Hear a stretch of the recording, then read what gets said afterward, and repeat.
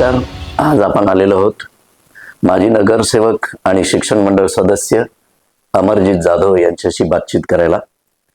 त्यांच्यासोबत त्यांच्या सुविद्य पत्नी देखील आहेत. चला तर त्यांच्याशी आपण बातचीत करूया. तर ह्या मुलाखतीला आपण सुरुवात करूया. नमस्कार. हां, सुरू करूया. मँचेस्टर टाइम्स मध्ये आपलं मनापासून स्वागत करतोय आम्ही. आभारी आहे. जाधव साहेब, आपण पहिली निवडणूक 2011 साली लढवलीत. थेट राजकारणात येण्यापूर्वी तुम्ही समाजकारणाचा किंवा समाजकार्याचा काय अनुभव होता तुमच्या पाठीशी? एकतर आमचं स्वतःचं घराणा हा कोणताही राजकीय वारसा माझ्याकडे स्वतःकडे नव्हता आणि नाही. शालेय जीवनापासून शाळामध्ये असताना सुद्धा मी क्रीडा मंत्री म्हणून क्रीडा क्षेत्रामुळं खो खो खेळत असल्यामुळं मला व्यंकटराव स्कूलमध्ये क्रीडा मंत्रीपद मिळालं. कॉलेज जीवनामध्ये विद्यार्थी परिषदेच्या निवडणुकीमध्ये मला GS म्हणून 11वीला काम करण्याची संधी मिळाली आणि मित्रपरिवारामध्ये ज्यावेळी आम्ही आमच्या ग्रुपची स्थापना केलो त्यावेळी मित्रांनी त्या ठिकाणी मला अध्यक्ष म्हणून निवडलं. त्यामुळं नेतृत्व हे माझं शाळा कॉलेज जीवनामधूनच तयार झालं आणि समाजकारणाची आवड, जसं माझं शिक्षण पूर्ण झालं तसं सामाजिक जीवनात कार्य करण्याची आवड निर्माण झाली. अच्छा. आणि त्या काळी असणाऱ्या निवडणुकाच्या वेळेला पॉम्पलेट वाटणे, मतदारांची स्लिप वाटणे अशा आवड निर्माण झाल्यामुळं मी राजकीय जीवनाकडं कल माझा झुकत गेला. अच्छा. आणि त्या पद्धतीनं माझी राजकीय जीवनाकडे ओढ वाढत गेली. अच्छा, म्हणजे तुम्ही 2011 साली जी पहिली निवडणूक लढली ती कुठल्या पक्षाच्या चिन्हावर, काय कुठल्या आघाडीच्या? एकतर माझी स्वतःची निवडणूक लढवण्याची इच्छा ही 2001 पासूनच चालू होती. त्यावेळच्या प्रभाग रचनेत आणि त्यावेळच्या काही ह्याच्यामुळं मला उमेदवारी मिळाली नाही. परत 2006ला मला संधी आली. त्यावेळी OBC प्रभाग झाल्यामुळं मला निवडणूक लढवता आली नाही. अच्छा. पण 2011ला ज्यावेळी प्रभाग रचना 4ची झाली त्यावेळी मला शहर काँग्रेस पक्षाच्या वतीनं उमेदवारी मिळाली आणि ती निवडणूक मी लढवली. आता मगाशी आपण बातचीत करताना आपण म्हणालात की पहिली निवडणूक ही तुम्हाला पराभवाला सामोरं जावं लागलं. त्यानंतर मग तुम्हाला असं वाटलं नाही की बाबा नाही, हे राजकारण काय खरं नाही आहे, इथे जर पराभूत होता येतंय तर आपलं समाजकार्य आहे ते राहू दे, परत राजकारणात उतरायला नको, असं काही तुमच्या मनामध्ये विचार आले? नाही, 2011ला जी मी निवडणूक लढवलं ना त्यामध्ये माझा फार थोड्या निसटत्या मताने माझा पराभव झाला. माझा संपूर्ण मित्रपरिवार माझ्यासाठी फार मोठ्या प्रमाणात काम केला, कष्ट घेतला. लोकांमध्ये त्यावेळी प्रभाग 4 होते. 4 सदस्य प्रभागमध्ये मी निवडणूक लढवली आणि त्यावेळी माझे विरोधक होते ते जवळजवळ 3 वेळा यापूर्वी नगरसेवक झालते. अच्छा. त्यामुळे त्यांची प्रचंड ताकद, अर्थकारण मोठं होतं. त्यामुळे तरी पण माझा फक्त निसटता पराभव झाला आणि माझ्यासोबतचे जे पॅनलमध्ये माझे सहकारी होते ते तिघच्या तिघं निवडून आले. अच्छा. आणि पराभव झालेल्या दुसऱ्या दिवशी मी पुन्हा माझ्या सामाजिक कार्याला सुरुवात केली आणि त्या दिवशीपासून मी कधीच थांबलो नाही. ते आज तागायत माझं कुठलंही समाजकार्य थांबलं नाही. त्यामुळं मला समाजकार्याची स्वतः आवड असल्यामुळं, माझी स्वतःची मानसिकता सामाजिक जीवनात काम करण्याची असल्यामुळं मी त्या पद्धतीनं माझं समाजकार्य चालू ठेवलं.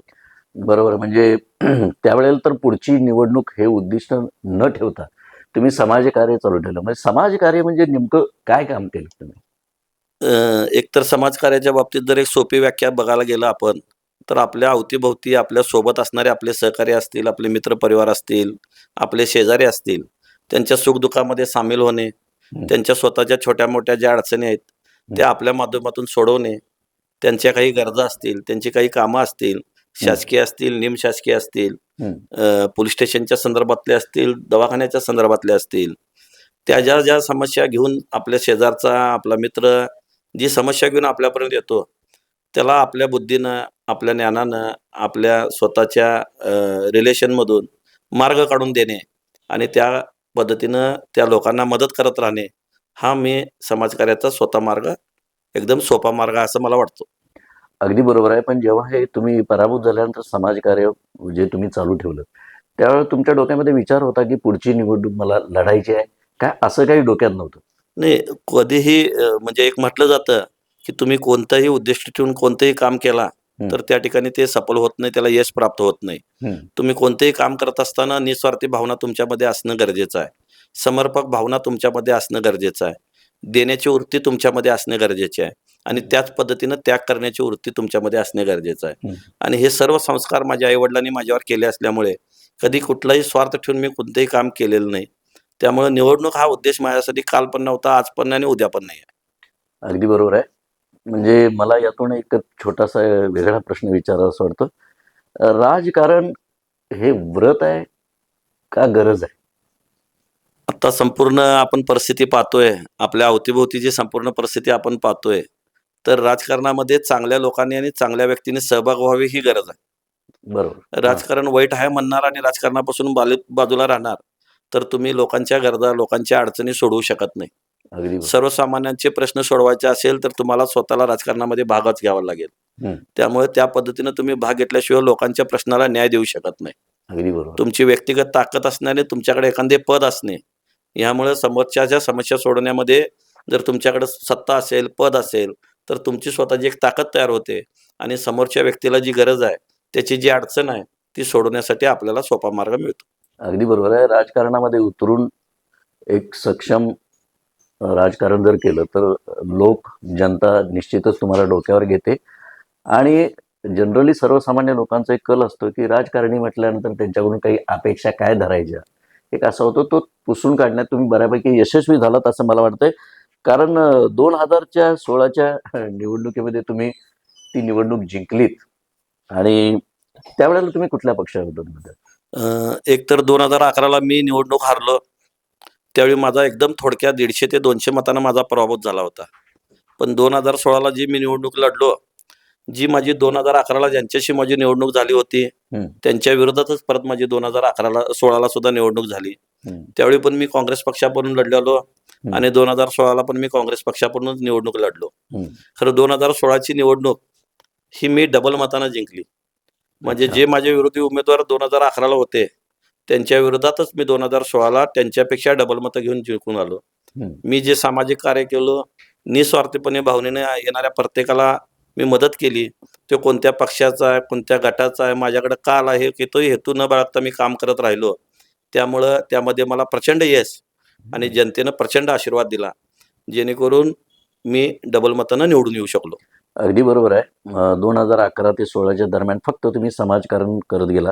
पण जसं तुम्ही म्हटलं की चांगल्या लोकांची राजकारणामध्ये गरज आहे, तेव्हा तुम्ही जेव्हा 2016ला निवडून गेलात नगरपालिकेमध्ये, तेव्हा चांगली लोक निश्चितच तुम्हाला भेटलेली असणार आणि चांगल्या लोकांच्या साथीनं तुम्ही तुमच्या प्रभागामध्ये चांगलं काम निश्चित केलं असणार.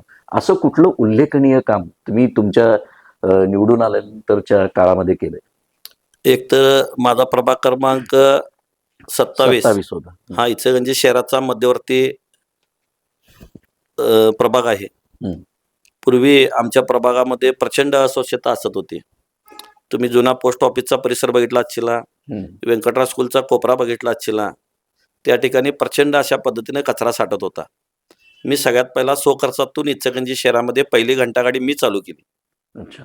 घंटागाडी महानगरपालिकेमध्ये चालू नव्हती, नगरपालिकेमध्ये चालू नव्हती, पण मी माझ्या प्रभागामध्ये प्रथम घंटागाडी चालू केलो स्वतःच्या पैशाने. दुसरा, इचलकरंजी शहरातील पहिला कंटेनर मुक्त आणि कचरा मुक्त प्रभाग म्हणून मी संपर्क घेतला आणि त्या पद्धतीनं माझं कार्य चालू ठेवलं.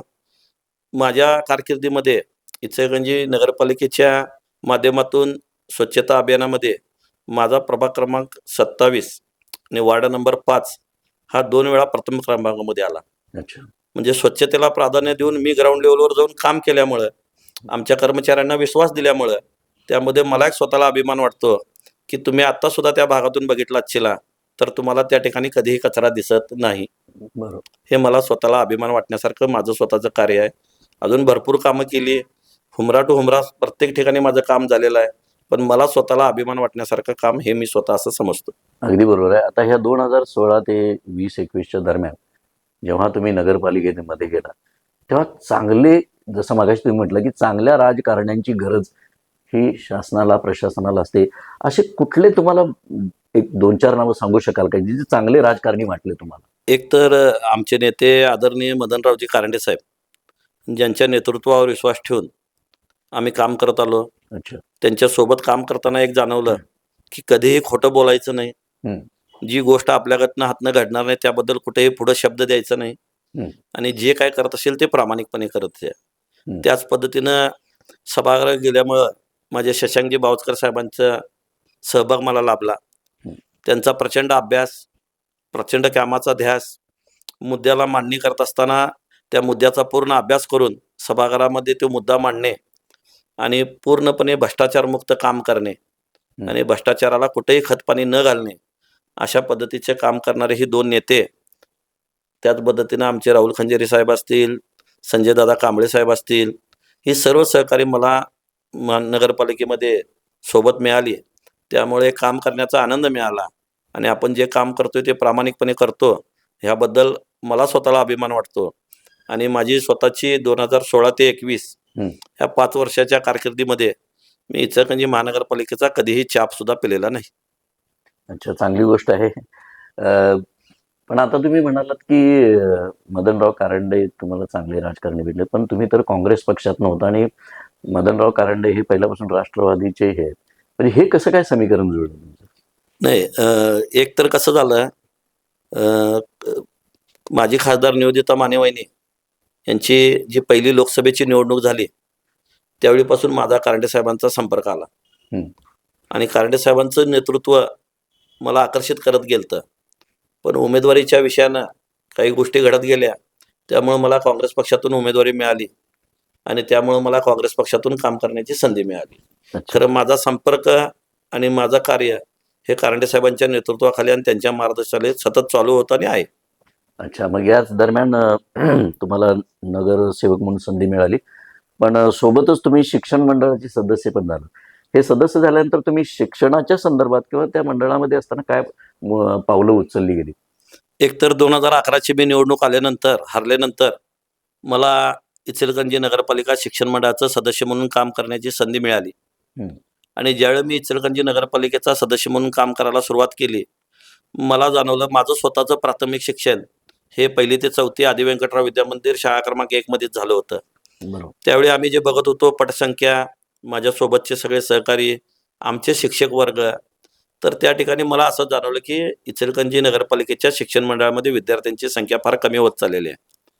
आणि ह्या शिक्षण मंडळाची स्थापना ज्या विद्यार्थ्यासाठी केली गेली होती, जो विद्यार्थी ह्याचा केंद्रबिंदू होता, त्यासाठी गरज असणाऱ्या उपाययोजनामध्ये कुठं ना कुठं तर शिक्षण मंडळ कमी पडत आहे, हं, अशी माझी भावना झाली. त्यामुळं शिक्षक संघटनेच्या ज्या वेगवेगळ्या संघटना आहेत, हं. त्या सर्व संघटनांची आम्ही चर्चा केली. आमच्या इचलकरंजी नगरपालिकेचे ज्या शाळा आहेत, त्या प्रत्येक शाळेत जाऊन आम्ही भेट घेण्याचा प्रयत्न केला आणि काही उणिवा, काही दोष त्यामध्ये जे आढळले, त्यावर काम करून त्यामध्ये शाळेचा दर्जा, विद्यार्थ्यांचा दर्जा, त्याच्या विद्यार्थ्यांमध्ये गुणवत्ता येण्यासाठी जे काही उपाययोजना करता येतील, ते उपाययोजना करण्याचा प्रामाणिक आम्ही प्रयत्न केला. अगदी बरोबर आहे. याच शिक्षणाच्या संदर्भात अजून थोडे मला प्रश्न विचारायचे आहेत. पण घेऊया तत्पूर्वी एक छोटीशी विश्रांती.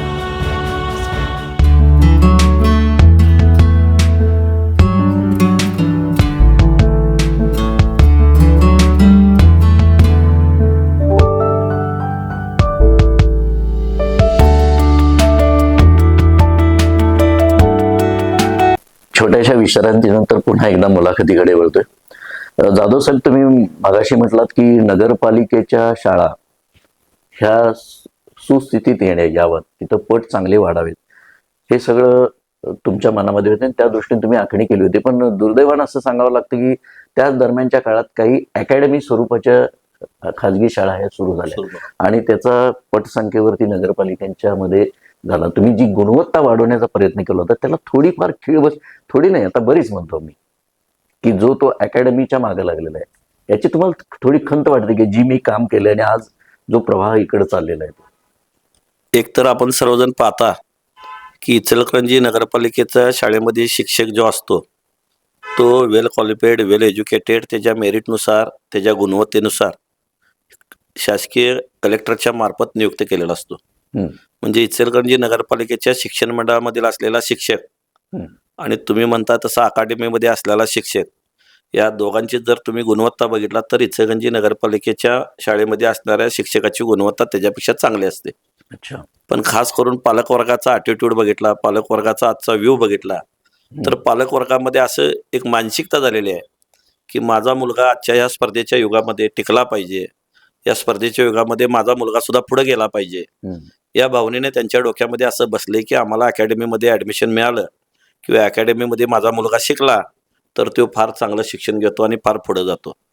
पण आम्ही जर पाहिलं ह्या शहराचं, आपल्या इचलकरंजी शहरापुरते जर आपण बघितलं, तर ह्या इचलकरंजी शहरामध्ये अभिजित खोतसारखा आमचा व्यंकटराव स्कूलचा विद्यार्थी हम्म. आज गणितामध्ये जगामध्ये नाव मिळवतो आणि अमेरिकेसारख्या देशामध्ये त्याला मोठ्या प्रमाणात त्याचा म्हणजे गौरव केला जातो मॅथमॅटिक्स. मॅथमॅटिक्समध्ये. तो माझ्यासोबत मला ज्युनियर होता.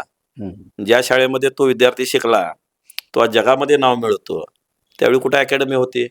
नव्हते. आपल्या शहरातील जर आता बाकीचे सगळे डॉक्टर बघितला, आपल्या शहराच्या अवत्याभोवतीचे पूर्वीचे जे इंजिनियर बघितला, तर हे सर्व विद्यार्थी म्हणून ज्यावेळी शिकले, त्यावेळी ह्या सगळे प्राथमिक शाळेमध्येच शिकले. बरोबर. त्यामुळे माझं पालकवर्गांना एक म्हणजे आव्हान आहे, की तुम्ही तुमच्या विद्यार्थ्यांच्या गुणवत्तेला महत्त्व द्या.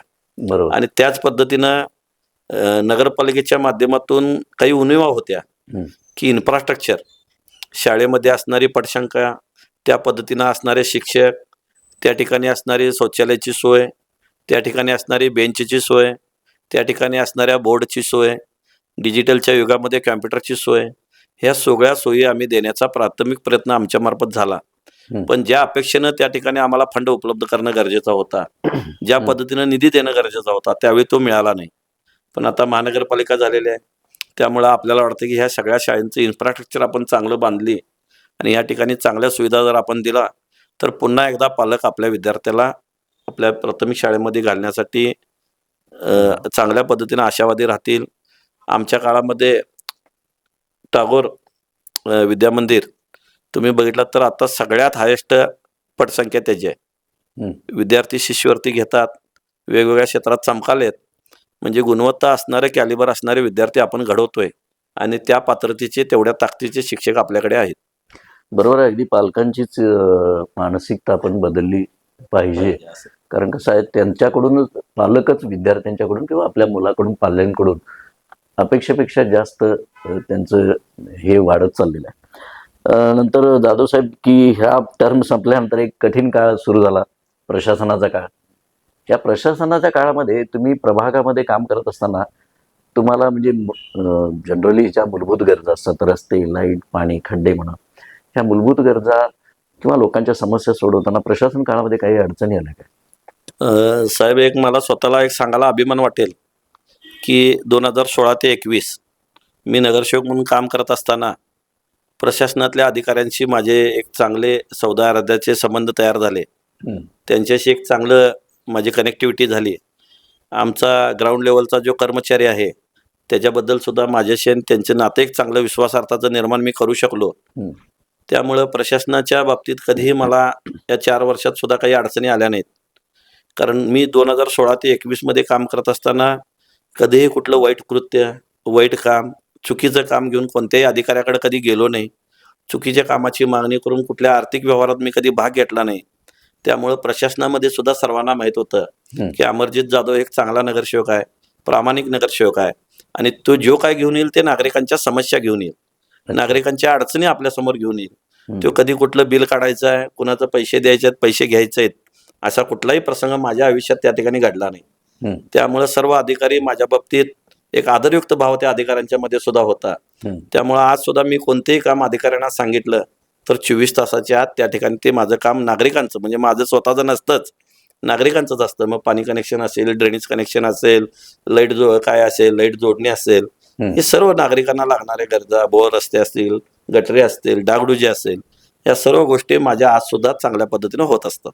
अगदी नक्कीच. पण या प्रशासनाच्या काळामध्ये सगळ्यात मोठं आपणालाच नाही तर संपूर्ण जगाला सामोरं जावं लागलं, तो म्हणजे कोरोनाचा काळ. आणि या काळामध्ये जनसामान्यांच्या खूप अपेक्षा असतात लोकप्रतिनिधींच्याकडून, की बुवा ह्या माणसानं आतापर्यंत छोट्या मोठ्या आपणाला मदती केल्या, मूलभूत गरजा आपल्या भागवत आला त्याच्या परीनं.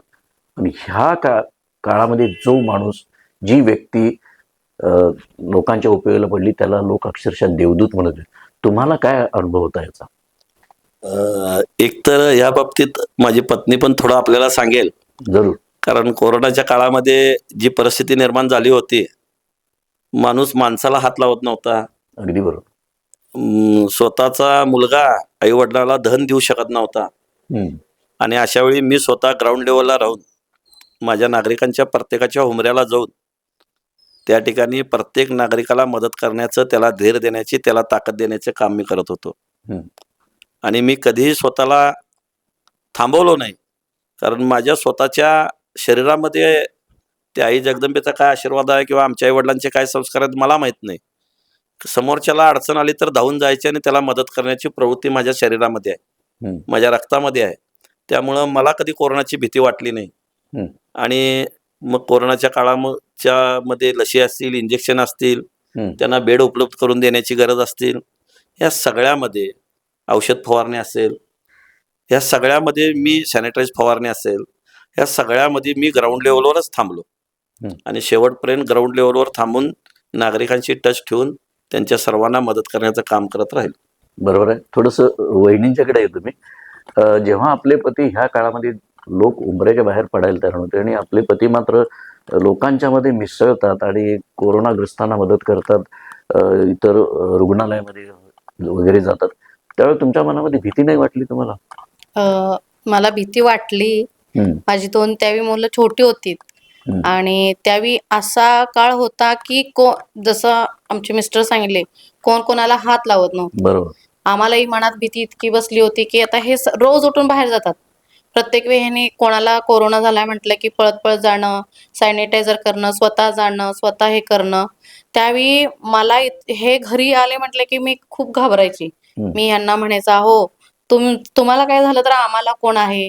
आणि तुम्ही आता हा असा काळ चालू आहे, त्यात तुम्ही म्हणजे धडाडीनं जाताय आणि तुम्ही आमच्याकडे पण थोडं बघायला पाहिजे." म्हणून मी बरोबर. त्यांच्याशी भांडत होते. हम्म. आणि मी खरंच मनापासून सांगायला लागले, मी खरंच त्यांच्याशी म्हणजे भांडतच होते. पण जसं आमचे मिस्टर म्हणतात, की आई जगदंबेचा एवढा आमच्यावर आशीर्वाद आहे, कृपा आहे, त्यांच्या आई-वडिलांचा आशीर्वाद आणि ह्या जनतेचा त्यांच्यावर एक विश्वास आणि जनतेचाच आशीर्वाद त्यांच्यावर असल्यामुळं त्यांनी कोरोना त्यांना होऊन गेलेलं सुद्धा कळालेलं नाही आम्हाला. हम्म. आणि आम्ही घरात सगळेजण सुखरूप होतो.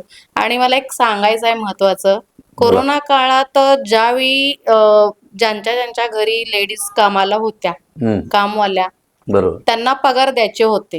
हम्म. आमच्या कामवाल्यांना पण आम्ही बंद केलं होतं. आम्ही त्यांचा पुरेपूर पगार देत होतो. ज्यांना धान्याची गरज होती, त्यांना धान्य यांनी उपलब्ध करून दिलेत, जे गरजू आहेत त्यांना. हम्म. त्यामुळे मला माझ्या मिस्टरांचा इतका प्राऊड फील होतोय आणि मला खरंच खूप अभिमान आहे. आणि माझे मिस्टर फार म्हणजे सत्याने जातात. त्यामुळे मला त्यांचा गर्व आहे आणि अभिमान आहे. नक्कीच एखाद्या वेळेला प्रत्येक पत्नीला वाटणं हे स्वाभाविक असतं की अशा महामारीमध्ये आपलं घरची कुठलीही व्यक्ती बाहेर जाऊ नये आणि त्यापासून बचाव. शेवटी जीव वाचला तर सगळं कुटुंब वाचत असतं. पण तुम्ही म्हणताय तशी कुठली तरी कृपा आपल्यावरती असते आणि जी समाजकार्याला पुढे नेते. पुन्हा एकदा जरा साहेबांच्याकडे येतो मी. तसा प्रश्न म्हणजे कसा आहे की विकासाच्या पलीकडची काही कामं असतात. मूलभूत गरजा बघितल्या, रस्ते, गटारी, लाईट, पाणी हे सगळं होत असतं. विकासाच्या पलीकडची कामं म्हणजे जसं की आता वेगवेगळ्या राज्य सरकारच्या, केंद्र सरकारच्या ज्या योजना आहेत, उदाहरणार्थ पेन्शनची असू दे, आधार कार्डची असू दे, या संदर्भात तुम्ही लोकांशी काय संपर्क केला आणि काय मदत त्यांना केली? तुम्ही जर एक बघितला, 2014ला अन्न सुरक्षा कायदा झाला आणि रेशनिंग मोठ्या प्रमाणात बंद झालं.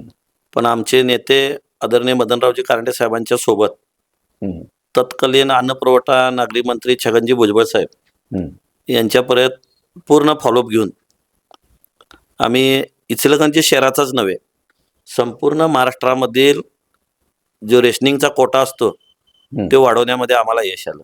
अच्छा. म्हणजे एखाद्या गोष्टीला तुम्ही जर पाठपुरावा व्यवस्थित केला तर तुमच्या स्वतःचाच नाही तर इतरांना सुद्धा त्याचा फायदा होतो. हे एक फार मोठं उदाहरण या आपल्या महाराष्ट्रामध्ये आम्ही घडवून आणलेलं आहे.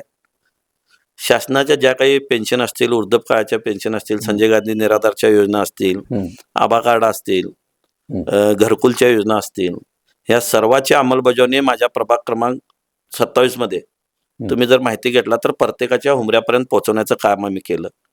आणि हे करत असताना आमच्या नागरिकाच्या खिशातून एकही रुपया कधी आम्ही मागितला नाही आणि कधी घेतला नाही.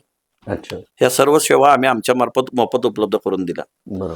जो नागरिक आमच्याकडे अडचण सांगत आला, ज्या ठिकाणी शासकीय ऑफिसमध्ये पुरवठा कार्यालय असेल, प्रांत ऑफिस असेल, या ठिकाणी कुठं त्यांना अडचण निर्माण झाली तर स्वतः त्या जागेवर जाऊन त्या अधिकाऱ्याला तिथल्या स्टाफशी बोलून त्यातून मार्ग काढून दिला. त्यामुळं ह्या सर्व शासकीय योजना आमच्या भागामध्ये मोठ्या प्रमाणात मिळतात, त्या सुद्धा आम्ही व्यवस्थित उपलब्ध करून दिलेल्या आहेत. अगदी बरोबर. आणि आताची ही येणारी निवडणूक म्हणजे नगरपालिकेची महानगरपालिका झाली. आता या वेळेला आपण कुठल्या पक्षातर्फे ही निवडणूक लढवतात? इचलकरंजी शहरामध्ये आम्ही शिवशाही विकास आघाडीच्या माध्यमातून आदरणीय छत्रपती शिवाजीराजे आणि आदरणीय छत्रपती आपले शाहू महाराज यांच्या नावाने आमची शिवशाहू विकास आघाडी स्थापन झालेली आहे, ज्याचे नेतृत्व आदरणीय मदनरावजी कारंडे साहेब, आदरणीय सागरभाऊ चाळके साहेब, आदरणीय शशांकजी बावस्कर साहेब, आदरणीय संजयदादा कांबळे साहेब यांच्या नेतृत्वाखाली ही स्थापन झालेली आघाडी आहे. अच्छा. त्या आघाडीच्या मार्फत येणारी महानगर निवडणूक मी आणि माझी पत्नी आम्ही दोघं या ठिकाणी लढवत आहोत. अच्छा, हे बरोबर आहे. तुम्ही नाव पण समर्पक दिलंय, शिव आणि शाहू. शाहू म्हणजे कोल्हापूरची ही त्यांची कर्मभूमी आणि शिवराय हे महाराष्ट्रात नाही तर संपूर्ण देशात आणि जगामध्ये आराध्य दैवत आपण त्यांना मराठी माणूस जो मानतो. पण मला एक सांगा की जे आता विरोधक जे आहेत तुमच्यामध्ये, म्हणजे थोडक्यात सांगायचं की केंद्रामध्ये हिंदुत्वाचा चेहरा म्हणून त्यांनी निवडणूक लढली, राज्यामध्ये हिंदुत्वाचा चेहरा म्हणून लढली, आता नुकत्याच झालेल्या नगरपंचायत नगर परिषदेमध्ये देखील त्यांनी हिंदुत्वाचा चेहरा म्हणून लढवतात. या महापालिकेमध्ये तुमच्या समोर एक हिंदुत्वाचा चेहरा आहे, तर तुम्ही हिंदुत्वाबद्दल तुमचं काय मत? हे बघा, माझं स्वतःचं नाव अमरजित राजाराम जाधव, माझ्या वडिलांचं नाव राजाराम तातोबा जाधव, माझ्या आजोबांचं नाव तातोबा बाळा जाधव, माझ्या पंजोबांचं नाव बाळा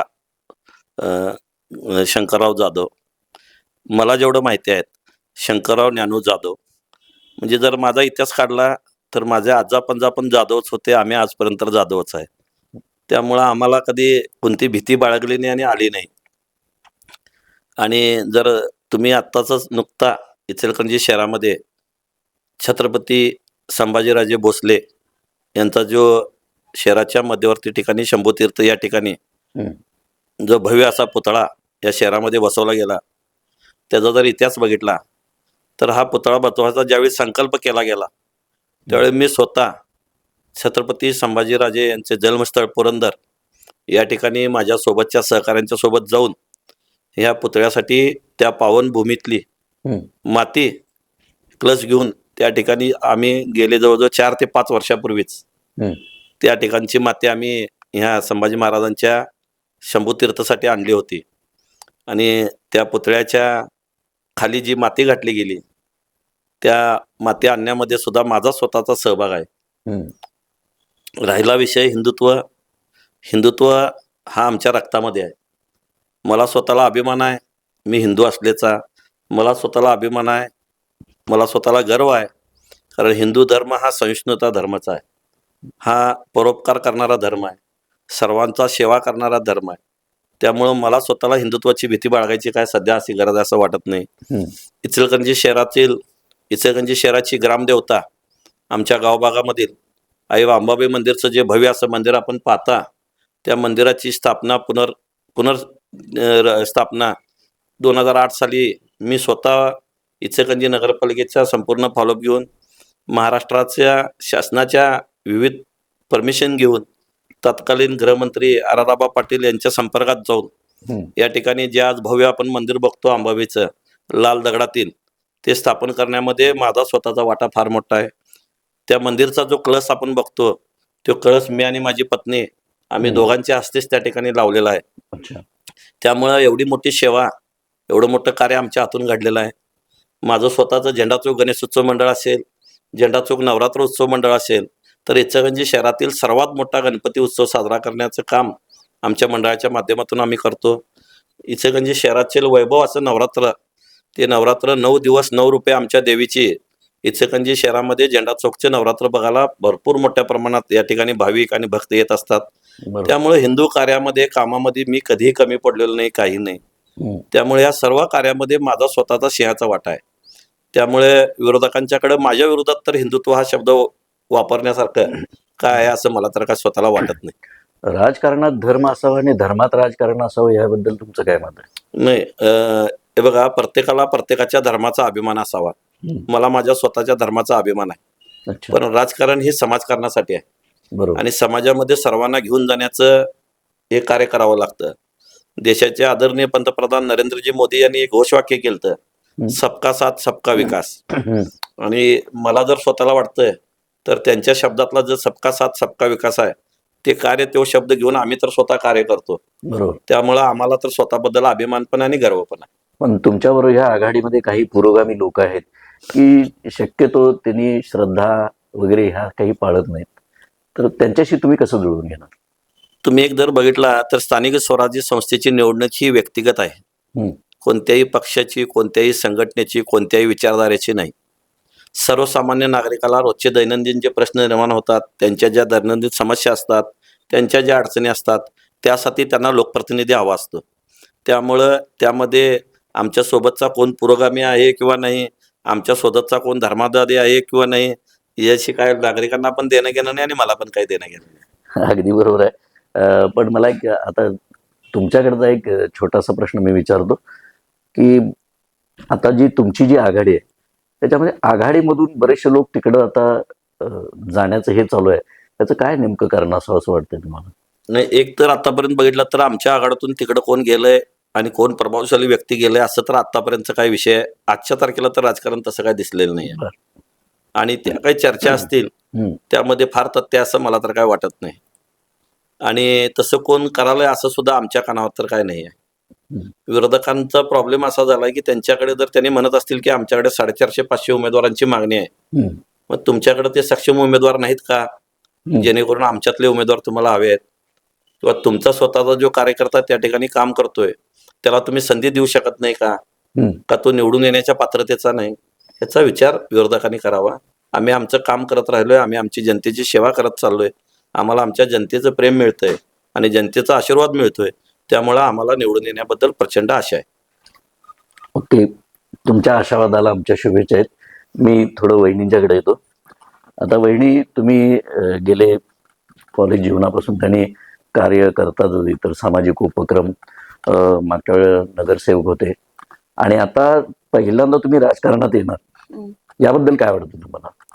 मी पहिल्यांदा आता राजकारणात येणार म्हणजे माझे मिस्टर म्हणजे मी नेहमी बघत असते की हे आमचे सकाळी 6ला बरोबर आमचा फोन चालू होतोय की साहेब पाणी आलेलं नाहीये, बोर चालू करायला पाहिजे, किंवा इकडं साफसफाईला कोण आलेलं नाहीये, गटार काढायला कोण आलेलं नाहीये, किंवा काहीतरी प्रत्येकाच्या अडीअडचणी आहेत, कोण वारलं, कोणाचे सुखदुःख असेल, सगळं हे मी आजपर्यंत स्वतः बघत आलेली आहे.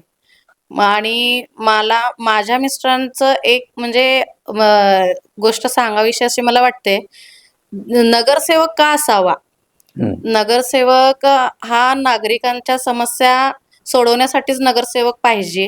बरोबर. आणि आमच्या मिस्टरांचं म्हणजे मी मिस्टरांना आमच्या बघत आले, आमच्या मिस्टरांनी काय केलं माहितीये का, नगरसेवक तुमच्या दारात, नागरिकांनी आमच्या दारात यायचं नाहीये.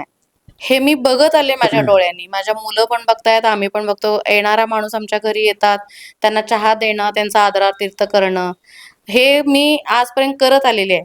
मला पण आता अशी हुरूप यायला लागली की आपण पण मिस्टरांसारखं राहावं, मिस्टरांच्या पावलावर पाऊल टाकून जावावं, असं माझी इच्छा आहे. आणि मिस्टर मला म्हणजे त्यांनी स्वतःच मला खंबीर साथ दिलेली आहे, त्यामुळे मी ह्या क्षेत्रात उतरलेले. आता तुम्ही प्रचाराला वगैरे बाहेर पडता तेव्हा यांच्या कुठल्या कार्याचा उल्लेख म्हणजे लोकांच्याकडून केला जातो? आता सांगण्यासारखं भरपूर आहे. माझ्या मिस्टरांनी इतकी कामं केलेली आहेत, प्रत्येकाच्या म्हणजे घरचं सगळे प्रश्न सोडवलेले आहेत. मी आता जात होते भागात मत मागायसाठी, तर तिथं गेलं ना सगळेजण सांगणार, हा अमर साहेब एक नंबर, अमर साहेबांनी आमची खूप छान कामं केल्यात, आमचं पेन्शनचं केलेलं आहे, विधवा पेन्शन असू दे, परत राशनचं म्हणजे धान्याचं हम्म, असू दे, लाडकी बहिणीचं किंवा केवायसीचं वगैरे. आमचे मिस्टर स्वतः त्यांच्या दारात गेलेले आहेत. हम्म. त्यामुळं जनता आमच्या दारात कधी आलेली नाहीये. आजपर्यंत मी स्वतः डोळ्यांनी बघते, कधी जनता आमच्या दारात नाहीये. माझे मिस्टर एक फोन केला तर माझे मिस्टर तिथं 5व्या मिनिटाला त्यांच्या दारात हजर आहेत. बरोबर.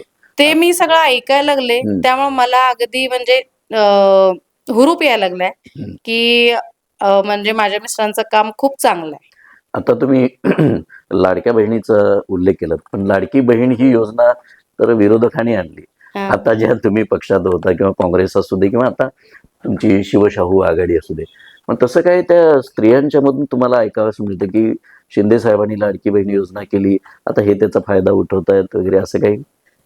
मला म्हणजे मी असं एवढं काय त्यात सांगा तुम्ही साहेब. साहेब, एक जर आपण बघितलं, शासनाची योजना असते, हम्म, कोणा व्यक्तीची कोणा सरकारची ती योजना नसते. बरोबर. शासन हे जनतेसाठी आहे हम्म, आणि शासन हे जनतेच्या लोक कल्याणासाठी स्थापन झालेलं असतं. आता सध्या जर तुम्ही बघितला, आमच्या प्रभागामध्ये जे विरोधक म्हणून काम करणार आहेत किंवा आमच्या विरोधी जे निवडणूक लढवणार आहेत, हम्म, त्यातील एकाही व्यक्तीनं लाडक्या बहिणीचा एकही फॉर्म भरून दिलेला नाही. बरोबर. शेवटी योजना कोणासाठी आहे? महिलांच्यासाठी आहे, नागरिकांच्यासाठी आहे. जर त्यांना त्या योजना त्यांच्यापर्यंत पोहोचवणं आज एक लोकप्रतिनिधी म्हणून माझी जबाबदारी, माझं कर्तव्य म्हणून, त्या ठिकाणी शासन विरोधात आहे, सत्तेचा आहे, आमचा आहे, त्यांचा हा विषय नाही आहे. लोकांना सुखसोयी उपलब्ध करून देणे, लोकांना त्यांच्या गरजेच्या गोष्टी उपलब्ध करून देणे, त्यांना त्या योजनेचा लाभ मिळवून देणं, यासाठी तर आपण लोकप्रतिनिधी आहोत ना. बरोबर. त्यामुळं शासन कोणता यापेक्षा त्या लाडक्या बहिणींना पण माहित आहे. ज्यावेळी लाडकी बहीण योजना झाली त्यावेळी फॉर्म भरून घ्यायला कोण आलते काय, बरोबर. ज्यावेळी लाडकी बहीण योजना भरताना अडचणी निर्माण झाल्या त्यावेळी त्या सोडवायला कोण आलतं काय, ज्यावेळी लाडकी बहीण योजनेचा फॉर्म भरायची परिस्थिती आली त्यावेळी कोण किती रुपये मागत होतं आणि अमरजित जाधव 1 रुपया न घेता कशा पद्धतीनं ते काम करत होता. त्यामुळे त्या गोष्टीचा काही परिणाम आमच्या राजकारणावर व्हायची गरज नाही. आम्ही लोकांच्यासाठी आहे, लोक आमच्यासाठी आहेत बरोबर. आणि लोकांची सेवा करणे हा आपण व्रत घेतलेला आहे. त्यामुळे त्यामध्ये फार मोठा परिणाम लाडक्या बहीण योजनेचा कोणाचा यापेक्षा ती योजना तुमच्या पदरात पाडून देण्यासाठी कोण कष्ट घेतलं, कोण राबलं, हे महत्वाचं आहे. बरोबर. आता बऱ्याच लाडक्या बहिणींचं एक मत असं आहे की ठीक आहे, तुम्ही आम्हाला 1500 दिलेत, पण स्वच्छ आणि नियमित पाणी इचलकरंजीला कधी मिळणार हो? आता तुम्ही बघत असशीला इचलकरंजी शहराचं राजकारण ज्या पद्धतीनं पाण्याचा प्रॉब्लेम होत गेला, तत्कालीन नेतृत्वानं 24 तास पाणी देणं अशी वल्लंघना केली, अशा घोषणा केल्या, पण त्या ठिकाणी ते देऊ शकले नाहीत. महाराष्ट्रामध्ये ज्यावेळी महाविकास आघाडीचं शासन झालं त्यावेळी आमचे नेते आदरणीय मदनरावजी कारंडे साहेब यांनी, कोरोना काळ होता त्यावेळी, 8 दिवसामध्ये पत्रव्यवहार करून फॉलोअप घेऊन आदरणीय आमचे नेते जयंतजी पाटील साहेब असतील, त्यावेळेचे उपमुख्यमंत्री अजितदादा असतील, जलसंपदा मंत्री असतील, नगरविकास मंत्री असतील, ह्या सर्वांच्या माध्यमातून सुळकुड पाणी योजना, कारण वारणेला प्रचंड विरोध झाला होता आणि वारणा योजना होणार नाही अशी परिस्थिती होती, त्यावेळी सुळकुड योजना मंजूर करून घेतली. त्या योजनेसाठी 171 कोटीचं बजेट धरलं गेलं. त्या पद्धतीनं त्या योजनेसाठी जागा घेतल्या गेल्या आणि पुन्हा परत राजकारण त्या ठिकाणी आलं आणि परत त्या योजनेला खीळ बसला. पण अशा परिस्थितीमध्ये नागरिकांना पाणी देणं गरजेचं आहे. त्यांना त्या पाण्याची तर गैरसोय होऊन देऊन आपण चालणार नाही. त्यामुळं माझ्या प्रभाग क्रमांक 27 आणि आता सध्याचा प्रभाग क्रमांक 16 मी माझ्या स्वनिधीतून जवळजवळ 15 ते 20 बोर मारून दिलेले आहेत. त्या ठिकाणी माझ्या खिशातून खर्चातून पाईपलाईन टाकून दिलेली आहे. म्हणजे नागरिकांना खर्चाची पाण्याची सोय मी स्वतः त्या ठिकाणी करून दिलेली आहे. त्यामुळं माझ्या भागातील महिलांच्या वर्गात नदीच्या पाण्याबद्दल समस्या आहे, नियमित पाणी मिळावे ही समस्या आहे, पण पाणी नाही अशी काही समस्या नाही. अगदी बरोबर. ठीक आहे, म्हणजे काही प्रभागामध्ये या समस्या बऱ्या प्रमाणात स्थानिक लोकप्रतिनिधींनी किंवा नगरसेवकांनी सोडवण्याचा प्रयत्न मार्गी लावण्याचा केलेला आहे. आता एक शेवटचाच प्रश्न आहे, नगरपालिकेची महानगरपालिका झाली, या शहराकडे तुम्ही कसं बघता आणि तुमचं व्हिजन काय की माझ्या प्रभागामध्ये अजून हे करायचं राहिलं, मला हे करावंसं वाटतं? साहेब, एक जर बघितला तर इचलकरंजी नगरपालिकेची महानगरपालिका होत असताना कोणाचीही मागणी नसताना ही महानगरपालिका झालेली आहे. म्हणजे इचलकरंजी शहरातल्या नागरिकांची मागणी होती असं काही नव्हतं, काही नियमावली त्यात बसतात असं काही परिस्थिती नव्हती. ठीक आहे, तत्कालीन राजकारण्यांनी निर्णय घेतला आणि ती महानगरपालिका झाली. त्यानंतरचा प्रशासनाचा आपण सर्व अनुभव बघता, ज्या पद्धतीनं प्रशासनानं काम केलं तर या ठिकाणी नागरिकांना मोठ्या प्रमाणात समस्या निर्माण झालेल्या आहेत. तुम्ही बघत असला तर तुमचे सगळे फाळा वाढलेले आहेत, तुमचे त्या ठिकाणी शासनाचे कर सगळे तुमच्यावर वाढून आलेले आहेत, पण प्रत्यक्षात त्या पद्धतीच्या सुविधा महानगरपालिकेच्या दर्जाच्या हिशोबानं आपल्या शहरामधील नागरिकांना आत्ताही मिळत नाहीत. पूर्ण रस्त्याची अवस्था तुम्ही पाहताय, बरोबर. पाण्याची तर समस्या मोठ्या प्रमाणात आहे. स्ट्रीट लाईट जर बघितला तर त्या ठिकाणी स्ट्रीट लाईटचा उजेडच पडत नाही. एक तर इन्फ्रास्ट्रक्चरचा सगळ्यात मोठा प्रॉब्लेम आहे. आणि माझ्या प्रभागापुरतं जर विचार करायला गेला तर माझ्या प्रभागामध्ये सुंदरबाग आहे, माझ्या प्रभागामध्ये राणीबाग आहे, माझ्या प्रभागामध्ये छत्रपती शिवाजी उद्यान आहे. ज्यावेळी नगरपालिका होती त्यावेळी निधी मोठ्या प्रमाणात आम्हाला उपलब्ध होत नव्हता. त्यामुळं अपेक्षित त्या पद्धतीनं त्यामध्ये डेव्हलपमेंट सुधारणा आम्हाला करता आल्या नव्हत्या.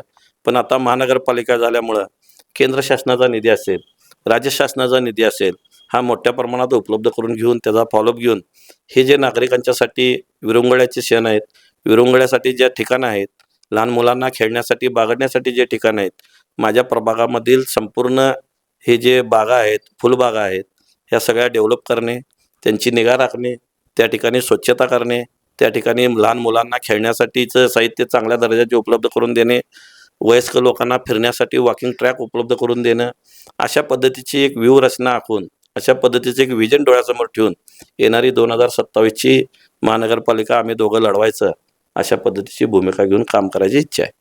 अच्छा. जाधव साहेब, आपण दोघांनी या मँचेस्टर टाइम्सला मुलाखतीसाठी वेळ दिलात, याबद्दल मँचेस्टर टाइम्स आपला आभारी आहे. आणि मँचेस्टर टाइम्सतर्फे येणाऱ्या निवडणुकीमध्ये आमच्यातर्फे तुम्हाला मनापासून शुभेच्छा आहेत. धन्यवाद. थँक्यू. आभारी आहे.